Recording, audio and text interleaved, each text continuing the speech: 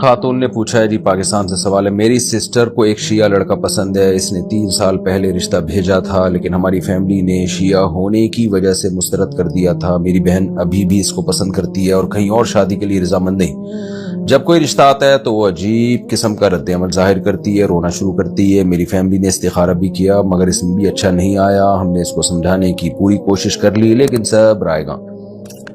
عام بات یہ ہے کہ وہ دونوں رابطے میں ہیں اور ہمیں سمجھ نہیں آ رہا کہ اس اسٹیج میں ہم انہیں شادی کرنے دیں یا نہیں۔ بصورت دیگر میری سسٹر تو زندگی میں آگے بڑھنے کے لیے تیار نہیں۔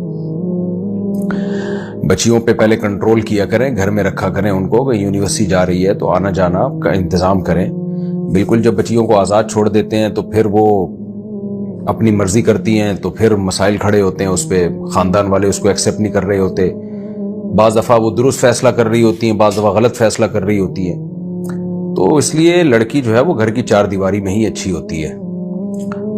اور کہیں ضرورت سے باہر نکلنا ہے تو ایک نگرانی رکھنی چاہیے۔ ہم یہ نہیں کہہ رہے کہ لڑکیاں خراب ہوتی ہیں جو باہر جا رہی ہیں، لیکن نگرانی نہیں ہوتی تو خرابی کا چانس بڑھ جاتا ہے۔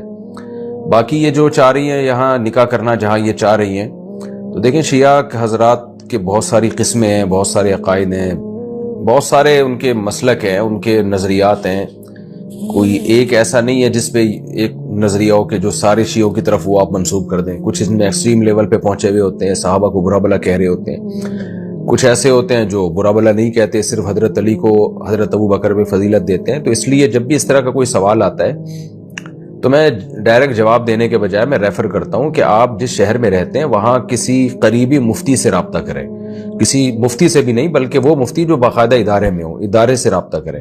جیسے آپ اگر کراچی سے ہیں تو بنوری ٹاؤن چلی جائیں آپ، یا آپ جامعہ فاروقیہ چلی جائیں، یا دارالعلوم کرنگی چلی جائیں، یا جامعہ ترشی چلی جائیں، وہاں جا کے اس شیعہ کے پورے حالات بتائیں کہ بھئی اس کے یہ عقائد ہیں، اس کے بعد وہاں سے فتویٰ لیں آپ۔ تو علی اطلاق اس بارے میں میرے لیے فتویٰ دینا بہت مشکل ہے۔ تو جس کی طرف سے نکاح کا پیغام آیا ہے تو اسپیسیفک اس کے عقائد کے بارے میں جان کے آپ وہاں سے کہیں سے فتویٰ لیں، کہ تاکہ آپ کو پتہ چلے کہ یہ نکاح جائز بھی ہے یا نہیں ہے۔